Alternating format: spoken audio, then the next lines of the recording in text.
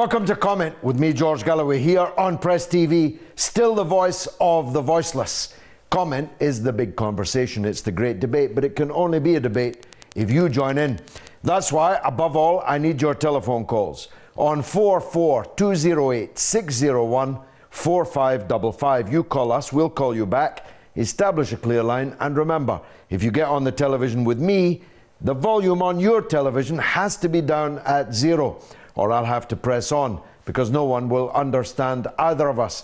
You can also SMS the show on 447800008066, or you can email me at comment@presstv.co.uk.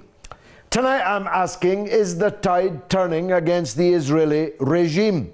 And the signs are that it very definitely is. I interviewed earlier today the Right Honourable Sir Gerald Kaufman, PC, MP, one of the most senior British politicians, a Jewish man whose relatives were murdered in the Holocaust by the Nazis.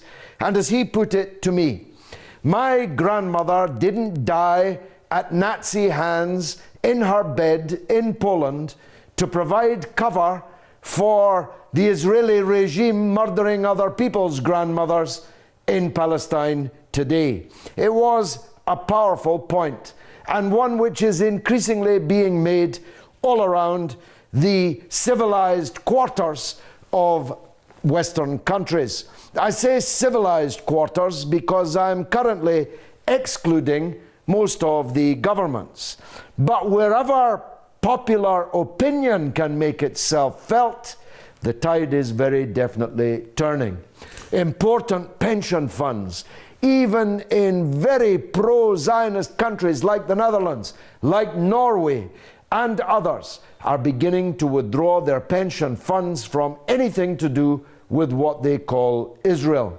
The boycott of Israeli products and services and academia and tourism is now well advanced, so well advanced that the Israeli newspaper Haaretz has predicted that if the current talks in Washington fail, as fail, of course, they will, just like all previous talks have failed, then Israel will be as isolated as apartheid South Africa was prior to its welcome demise. The SodaStream scandal that I spoke about recently, in which red-faced, red-handed Scarlett Johansson chose the money from SodaStream over justice and her position as an ambassador for Oxfam, has had predictable results. First of all, sales of SodaStream are collapsing all over Western countries, and the share price of SodaStream is tumbling fast. Like a stone, it's falling. So, popular opinion in the end will move. First, big funds, and then secondly, governments themselves. In the European Union, it is now a critical mass of unpopularity that the Israeli regime is facing. We knew privately what the leaders thought of that regime, and in particular, the hideously politically ugly Benjamin Netanyahu, because we heard the then French President Sarkozy talking to the American President Barack Obama when they thought the microphone wasn't switched on. And Sarkozy said in the south of France at a G8 meeting that he could not look at Netanyahu's face because the man, and I'm quoting him, was such a liar. You can't look at his face, said President Obama. I have to deal with this guy almost every day. Western leaders hate Netanyahu. Increasingly, they regard the Israeli regime as a yoke around their neck, or, as the head of the US Armed Services put it, a strategic liability.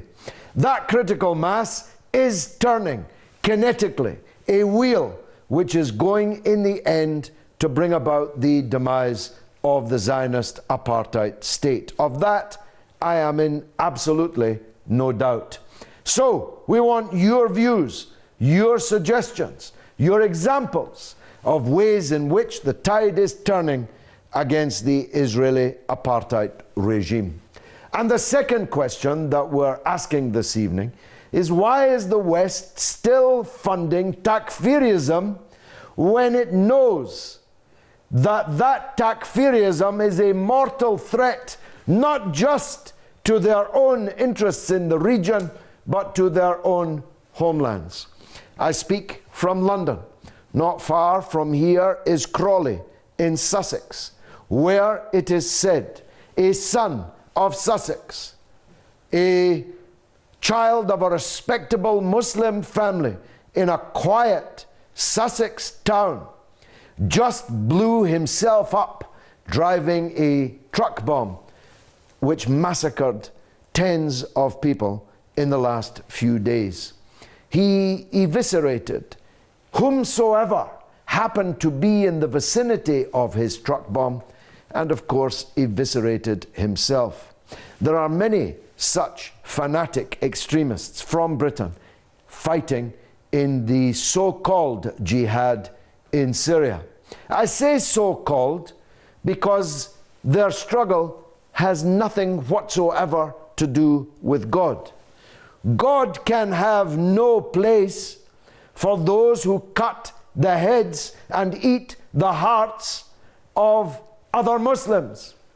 God can have no place for those who destroy the holy places of worship of other minority religions. God surely has no place for those who have now moved on, like the Taliban before them, to the destruction of ancient artifacts. The cultural historical treasures of Syria are now being literally smashed to pieces by those who didn't draw the line at eating other human beings' hearts. So why would they draw the line at destroying the ancient treasures and beauty of Syria? One day, these takfiris, if they're not killed in this war, will return to the countries from whence they came. And one of them is ours. The British government knows this. I know this personally. The British government fears this. I know this personally. Why then are they still sending funds to the so-called Free Syrian Army, which is neither free nor Syrian nor even an army, since Al-Qaeda stole all their weapons, and I mean all their weapons except those that were in their hands at the time, and even many of those. The West is still funding, directly and indirectly, an increasingly Al-Qaeda dominated foreign military invasion force in Syria. As I told William Hague to his face, this policy is close to insanity. He didn't really have an answer. Mansour is on the line from Nottingham. Maybe he'll have an answer. Mansour, welcome to the show. Go ahead, sir. Good evening, George. And to you, brother. Go ahead. Basically, I would just like to say on the situation in Syria with the militants, well, so-called militants, I don't see how they've labeled this as a jihad, George. In no way whatsoever is this a jihad. You cannot go fight a jihad with money taken from Zionist people, places like South... And weapons, by the way. Did you see that, Mansour? That the Al-Qaeda weapons seized in Iraq and Syria came from Israel. It all comes from Israel, and it all comes back to Israel at the end of the day, George. Everything that is happening in these regions, it is for Israel. And they are just using these dangerous, let me reiterate how dangerous these people are, these rebels in Syria. It's the same situation we had in Afghanistan, George, where they funded these people. And it came back to bite them in the end, didn't it? You're bang on, Mansour. They didn't read Frankenstein, the novel, right to the end. Because if they had, they would know that the monster breaks free in the end. That's why it's called a monster. Mansour, thanks for the call. I'm going to Germany now. Eric's on the line on the same subject. Eric, welcome to the show. Good evening, Mr. Galloway. Good evening, sir. Go ahead. Well, regarding Syria, in fact, you mentioned everything. I only would like to say that, to my humble opinion, there is no such thing called takfiri. That's ideology which the Saudis are using to apply the American policy. What is going on in Syria is nothing but American terrorism. They are resorting to terrorism to push ahead their agenda. They did it in Afghanistan and are doing it in Afghanistan. They did it in Somalia and are doing it in Somalia, in Yemen, and now also in Iraq. There is no such takfiri. These are people who are acting with the money and logistic organization of the Saudis, who themselves in turn are acting on behalf of the Americans. Well, on that we're in agreement, Eric. But on the militants themselves, I'm afraid I have to differ. Nobody drives a truck bomb destined to turn them into dust, as well as anyone that they can reach with the bomb does it for money. These are people who have been misled. They have been led from the Sirata Mustaqim, led from the straight path, down an avenue which can only lead to death and destruction, bloodshed and terror and horror. But they have been misled ideologically and religiously by people who are taking their orders from elsewhere, from people who care nothing about Muslims of any kind. On that, you and I are in agreement. Ramzan's on the line in Wales. He's always worth hearing. Ramzan, welcome. Hi there, good evening to you, George. Good evening to you, sir. Go ahead. Okay. Well, regarding Israel, right, okay? You're saying the tide is turning against Israel. I feel it, Ramzan. I really feel it. You feel it? Well, I don't really, because, I mean, one hand, it's all talk, George. You know yourself, for so many years, right, they've been saying, they're building all these apartments in the Palestinian land. It's only a talk of the British government and the European government and the American government, just to let the people know that we are saying something, right? Underneath, they are still giving them money. America is giving them $3 to $4 billion a year, right, to build these places for their own people of Israel, Palestinian land. So therefore, it's just a talk to get their public, so the public can be quiet. We are doing something. We are saying we are speaking against Israel, but they are not really. When they speak against Israel, why don't they cut off their funding? Right? Well, I did make the point, Ramzan, that the tide is turning, but not yet turning the actions of government. But let me give you an example. The reason I was interviewing Sir Gerald Kaufman, MP, today was because of his speech last week in the House of Commons, in a special debate on the situation in Gaza. In the entire debate, lasting 3 hours, only one person spoke up for Israel, and he was the head of the Conservative Friends of Israel. Every other speaker condemned the actions of the Netanyahu regime and the settler apartheid state that they call Israel in withering terms. Whether they were conservative, Labour or Liberal Democrat, whether they were Jewish or Christian or neither or nothing, neither did they at any stage manage to find a single argument in defense of the crimes of the Israeli regime. That's the point I'm making. Now, you're right. At the end of the day, the debate came and it went, and the government ignored so far the parliamentary opinion. But I must tell you, Ramzan, I know about Parliament. I know my way around the parliamentary ring, as Mr. Warren is about to find out. I know my way around the parliamentary ring, and I'm telling you, as someone who was there when you could fit the supporters of the Palestinian cause into one committee room, never mind in the parliament as a whole, things are on the turn. Ramzan, I've got to go. Great call. Faisal's in London. I want to hear from him. Go ahead, Faisal. Faisal? Yeah. You're on the air, brother. Go ahead. It's all yours. Hello. Yes, hello to you. Go ahead. Hello. Assalamu alaikum, George. Walaikum salam, brother. Go on.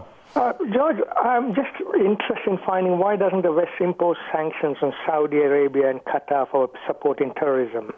Because they're making too much money out of those aforementioned countries, especially the former. We sell scores of billions of pounds worth of weapons which then rust in the desert to the tyranny of Saudi Arabia. That's why, Faisal. See, they go to all over to the Far East. They brought about this Wahhabism in there. They put brothers against sisters, sister against brothers, family. The traditional Islamic tradition is all broken up to pieces now.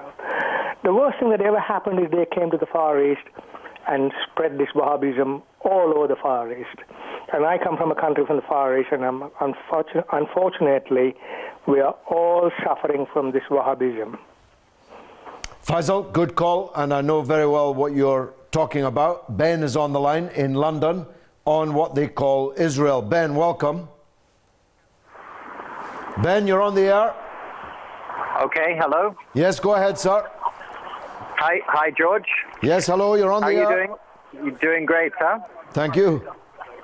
George, what price has the West paid for its support of the creation of the State of Israel? What is the price that we've paid? Well, for a long time it was an asset, Ben. It kept the Arabs divided and weak. It acted as an advance guard for the imperial powers in the region. It was a fortress for the big powers that created it and sustained it. But its time has gone. The tide, I'm arguing, has turned. And what was a strategic asset for the imperial powers is now, as the head of the US Army put it, a strategic liability. We've lost Ben. Let's go to Ashraf then, in Manchester, on the same subject. Ashraf, welcome to the show. Go ahead. Hello. Yes, go on. You're on the air. Yeah. Hi, George. Hi there, sir. Go on. Hi. Just a couple of comments. One in relation to Israel-Palestine. I'm not sure if you're aware, and forgive me, but European Union trade every year is on the increase with Israel. That's number one. And in relation to Syria, sadly, nobody seems to, especially we never hear it in our press, the sport that the horrible regime in Saudi Arabia and the Gulf Arabs that provide to all these terrorists throughout the world that are, killing innocent Muslims, Jews, Christians, blowing up churches, mosques, etc. We never hear about that in the press, The Guardian or The Telegraph or on the BBC. It's very, very sad. I remember the comments I wanted to make, George. Ashraf, the trade between settlements, illegal settlements, in the West Bank, as they call it, and the European Union is collapsing. It's collapsing very fast indeed. And the share price of SodaStream that I talked about a few minutes ago is testament to what happens when a conscientized public knows exactly where things are coming from and what's happening where those things are coming from. It's true that Israel's high technology exports and weapons exports are earning them more and more money. That's true. But the public does not make those purchases. It's governments, states that make those purchases. But it's nonetheless a good point that you've made. Let me go to John in France on the same subject. John, welcome to the show. John, you're on the air. Hello. Yes, go on. It wants its cakes and it wants to eat it. It wants to keep the land that it's got, belongs to Palestine, and yet it keeps on talking about we want peace, and Palestine won't give us peace. Well, it's a nonsense, because anybody knows that unless you do the right thing, you're not going to get anywhere with peace. That's number one. Number two, the thing about whether or not the European Union is more acceptable to Palestine now, I suppose the answer to that is that you can fool some of the people some of the time, but not all the people all the time, and I suppose there's more people beginning to realise what I've just said. And that's all I've got to say, really. Very well put, John, in France. Let me make this a point as clearly as you did. It's true that what they call Israel wants peace. The Boers in South Africa under apartheid wanted peace. The settlers in the north of Ireland wanted peace. But they weren't prepared to pay the price of peace. And the price of peace is justice. No justice, no peace. You don't need to be Professor Einstein to work that out. So all protestations of peace, the Indian occupation, for example, of Kashmir, the Indian government in New Delhi is constantly saying that it wants peace, but it won't pay the price of peace, which is justice for the people of occupied Kashmir. So all protestations for peace by these forces, some of them now defeated and gone and in the ash can of history, they can talk about peace, but now people know how hollow their protestations are. You can't claim to want peace whilst paving another people's land with illegal settlements and apartheid walls and military roads. You cannot Judaize the ancient, old, holy city of Jerusalem, driving out Christians and Muslims and precluding their entry even to pray in their holy places, and claim that you want peace. You can't regularly bombard from land, sea and air a captive population with nowhere to run and nowhere to hide and claim that you want peace. You can't roam around the world with other people's passports in your pocket, murdering your political opponents, and claim credibly that you want peace. The problem, John, in France is that nobody believes Israel any longer. Let me squeeze in Zachary in Aberdeen. Behave now, Zachary. Go ahead. Claim credibly that you want peace. Well, you'll need to turn your television down. That's a starter. Hello? Yes, go ahead. You're on the air. Yes, sir. Mr. George Galloway, please let me to talk regarding Palestine, and then when I finish, then you can talk. No, it depends what you say. Go ahead. Yeah, okay then. So depends what you say. Go ahead. Economist called No, I've had many problems with you in the past, so it depends on what you say. Now get ahead and say it. Go ahead and say it. Yeah, okay, thank you. And I'll decide when you get stopped. Go on. Yeah. Wilfred Pareto is the Italian economist that put a rule about 80-20 percentage to solve the problems of the world. 80% of the problems, you should solve 20% of the problems, and the 20% of the problems is Israel. And they have done the project in 1948 and given the land of the Palestine to these terrorists that call themselves Jewish. Then No, I'm stopping you now. I'm stopping you now, as I've had to stop you many times before, and I don't know how you even got on this show. We don't talk in those terms. We're against Zionism. We're against the Israeli regime. We have nothing against Jewish people. I'll be back 3 minutes from now, God willing, with the second half.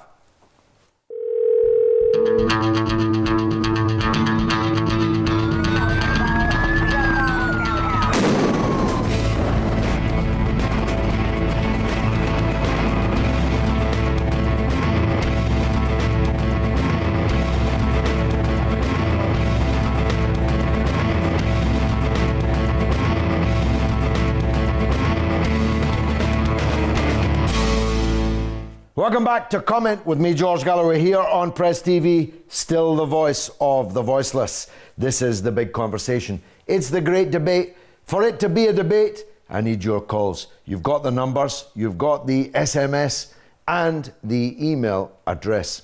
We're discussing tonight the tide which may be turning against the Israeli regime. Certainly on the popular level and now on the institutional level, more and more of Western public opinion is distancing itself at least and moving into a posture of outright criticism and hostility at most against the Netanyahu gangster settler regime.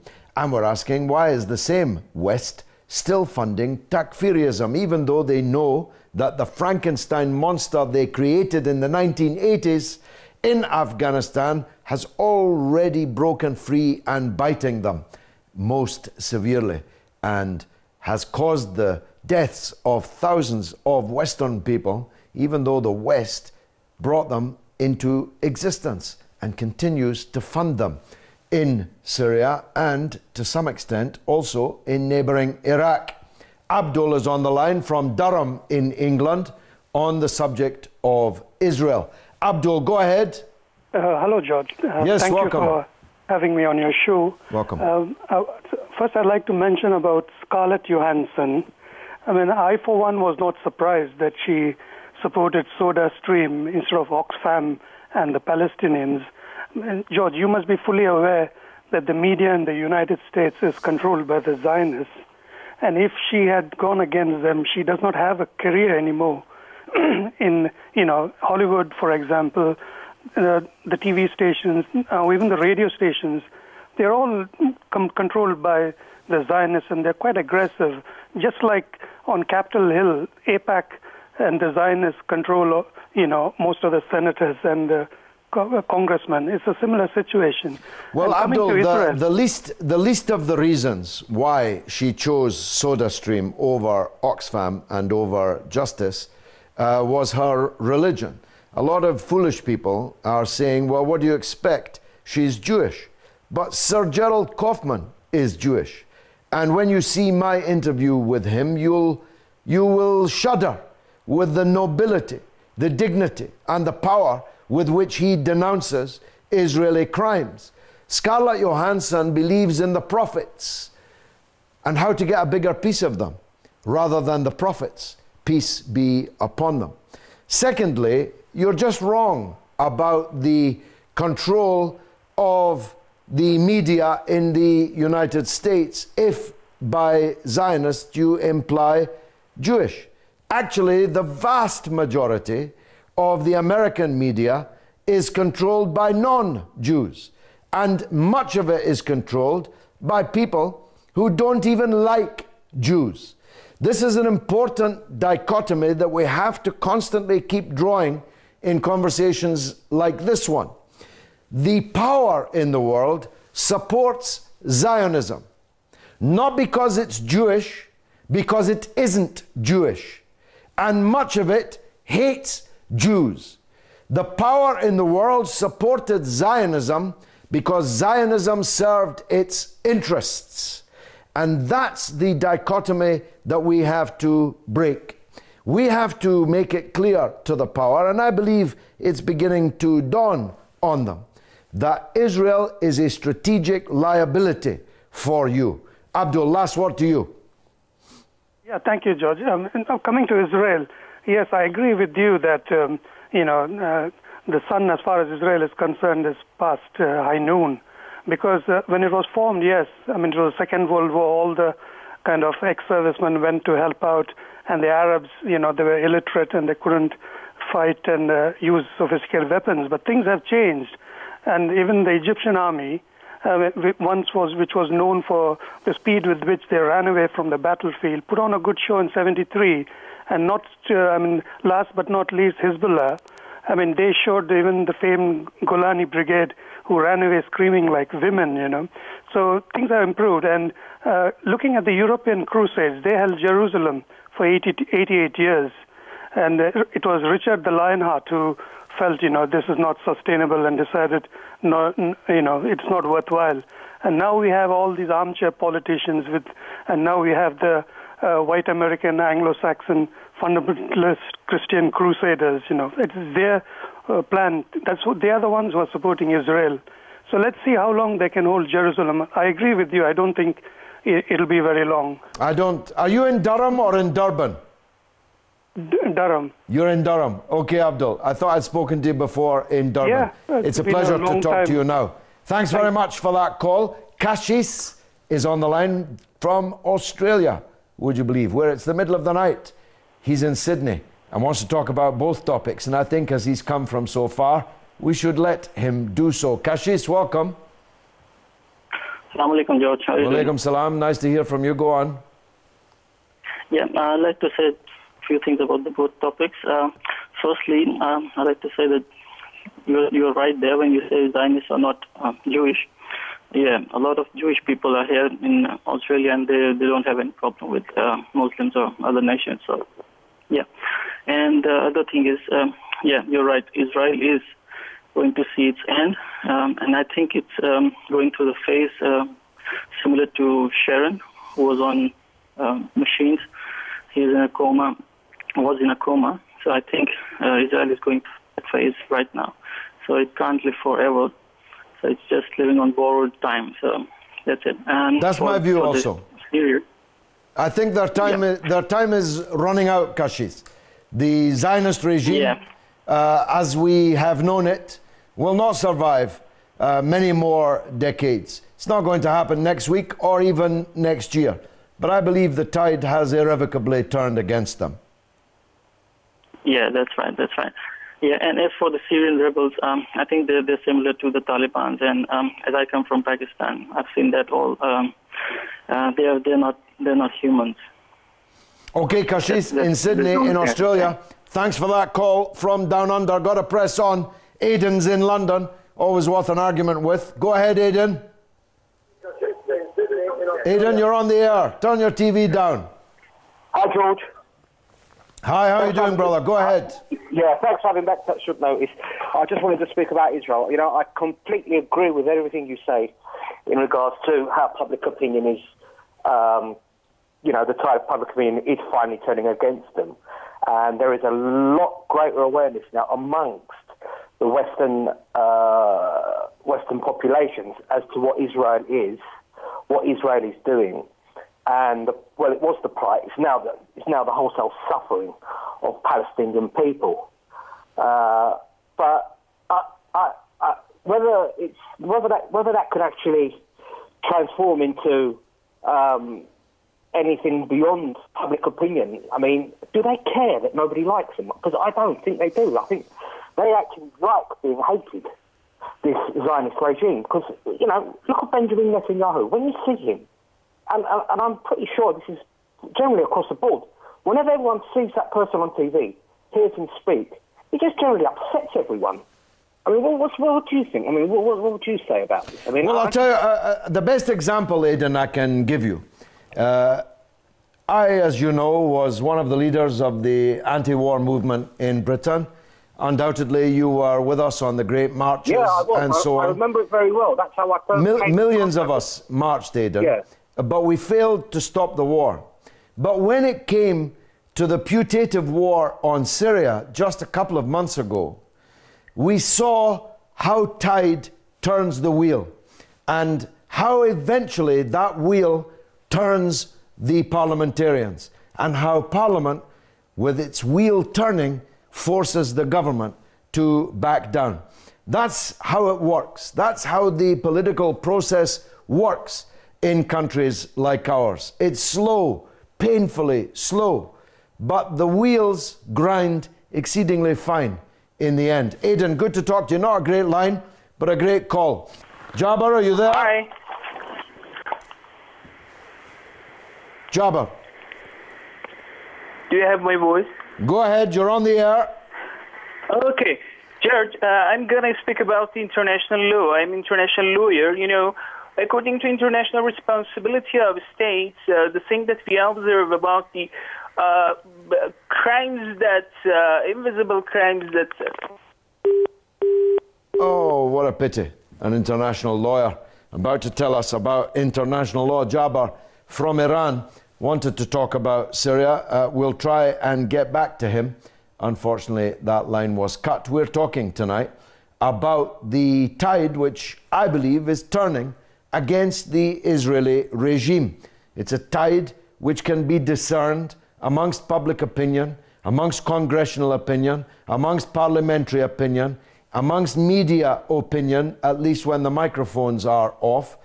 No one moves to the side of Israel with love.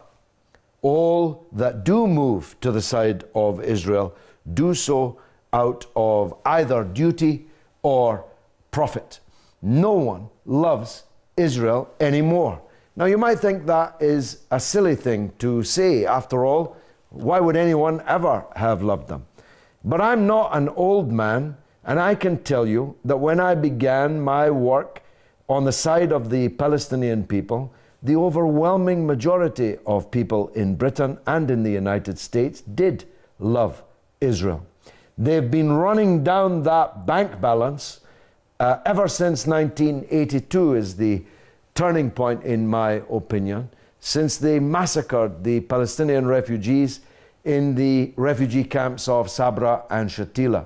And each succeeding year ever since, then the balance of public opinion has been turning against the Israeli regime. I'm asking you for your view about that, how, if I'm right, we can accelerate the turning of that tide and how we can turn it kinetically into political change at the top in our countries. And I'm asking why the West is still funding the heart eaters and head choppers and culture and history wreckers of the Takfiri extremist fanatics who are destroying Syria in the context of the apparent incineration of an English boy driving a suicide truck in Syria, who reduced himself to ash and who killed tens of people, irrespective of who they were, just because he could. Why is Britain and the United States still funding this insanity? Let's see if a very wise man from Canada can enlighten us. He's Gary from Halifax in Nova Scotia. Gary, welcome to the show. Good evening, George. How are you? By the grace of God, I'm good. Go ahead, sir. Well, I'm extremely happy you've put this topic this way, because I have an interesting personal experience to report that illuminates some other aspects of the matter that haven't been discussed yet. Yes, it's true the tide seems to have turned and is turning. But what the activists have to remember is that this is precisely the circumstance in which the fight gets a lot harder, gets a lot tougher. Yep. People have become steeled in earlier struggles. We just had a very successful local meeting on the topic of the recent crimes of the Zionists. We have very little problem usually organizing such meetings. We found a wonderful venue. It's popular. It's very near the university. And 2 hours before the meeting was to take place, they canceled. Now, it might have been true exactly what they told us. We don't know. But we managed to collect most of the people who wanted to come. We took them to a new venue very nearby. We had our meeting. It was very vigorous. People had lots of questions about the activities of the Canadian government and Stephen Harper regarding Israel, and so forth. But what we didn't expect was any serious after effect.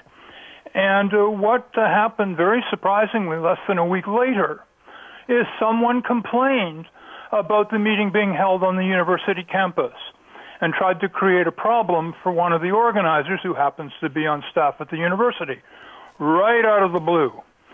So far, it hasn't gone any further. But that kind of backwash, that shows how desperate these people are.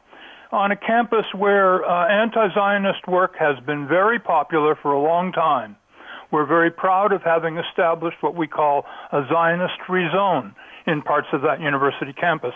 We call the university by its proper name, which is Colonial Money Laundering University, because that's actually how Dalhousie University in Halifax was established, by stealing money at an American customs house at the end of the War of 1812 and laundering it by investing it in the setting up of a colonial college for training British. I think the statute of limitations has probably set in on that particular crime, Gary. 1511 is a long time ago. But let me pick up your point, and you're absolutely correct to make it. You see, when the Zionist regime was untouchable, could not be affected by our activities, they were, relatively speaking, tolerated with equanimity.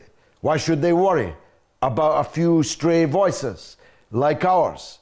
But now the existential threat to the existence of the apartheid state is vividly apparent to the apartheid state and its best friends around the world, who include very definitely the government of Canada, as you and I both know. So with their backs to the wall, you can be sure that all kinds of viciousness, all kinds of calumny, all kinds of dirty tricks will be played. But this is a sign of their weakness rather than a sign of their strength, as you, as a veteran campaigner, very well know. Gary in Canada, thank you. Mohammed's on the line in Ghana on Syria. Mohammed, welcome to the show. Go ahead. Hello. Yes, Mohammed, you're on the air. Go on. Yeah, thank you. Mohammed, you must turn your television down or I'll have to move on. Yeah, I just only share to the... I only want to share to... Go on, Mohammed. Yeah, I want to only share to the American... I'm sorry, I have to move on, Mohammed. And let that be a lesson to everyone. I don't say it every week for a joke. Don't come on the television with me with your television on, with the volume up. Because you see what happens. Mamadi's on the line, still in Africa, in Gambia. Let's talk to him about Syria. Mamadi, welcome to the show. Hello, good evening, George. Good evening, sir. Go on. How are you? By the grace of God, I'm good. Go ahead, sir. We're running out of time.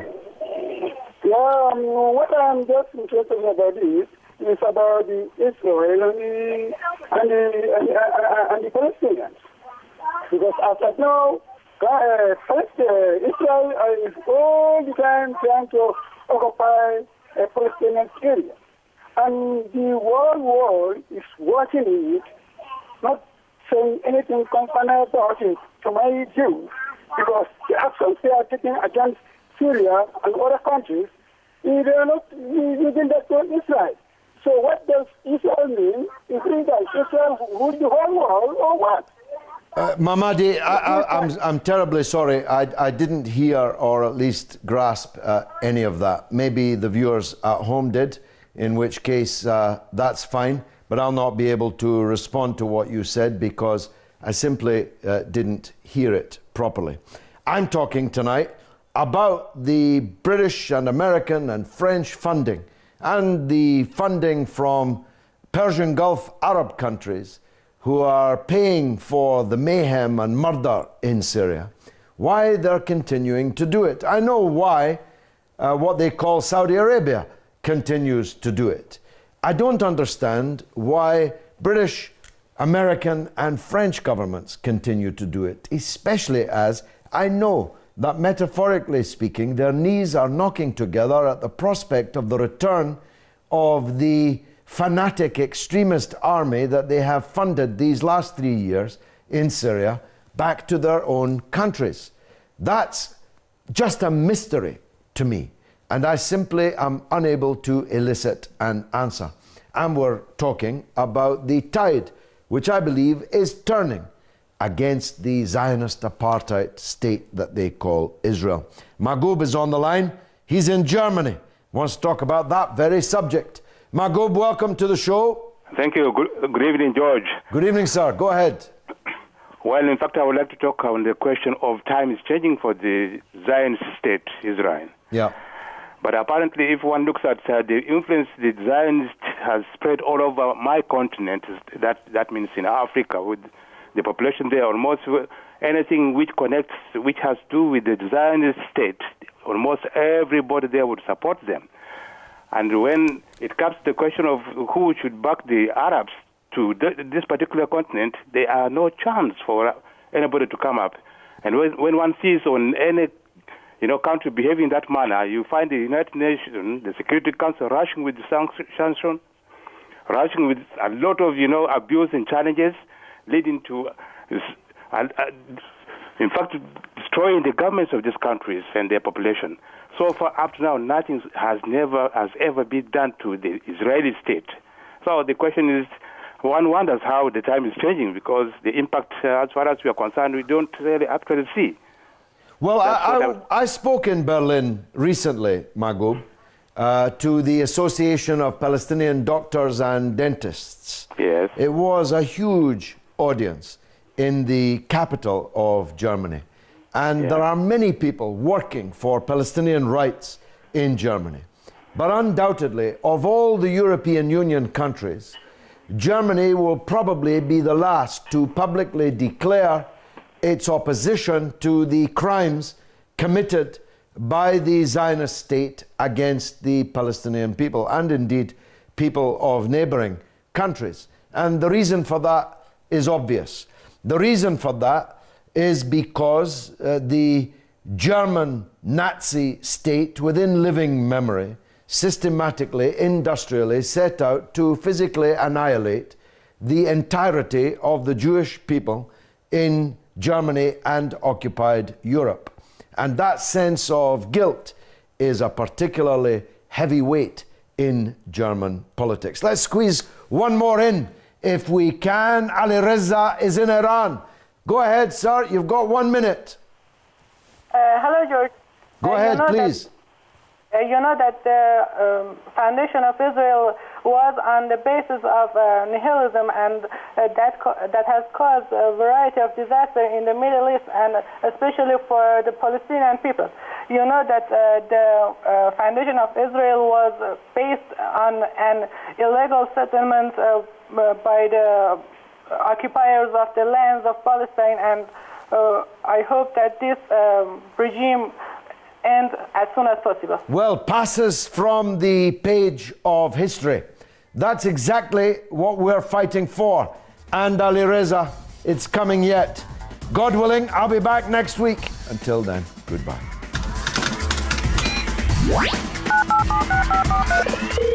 Hello, if you just comment your name and the place you left that number, and just make sure that your television volume's set to 0. So, 0. Can you spell your name for me? Yeah, I know. You redirect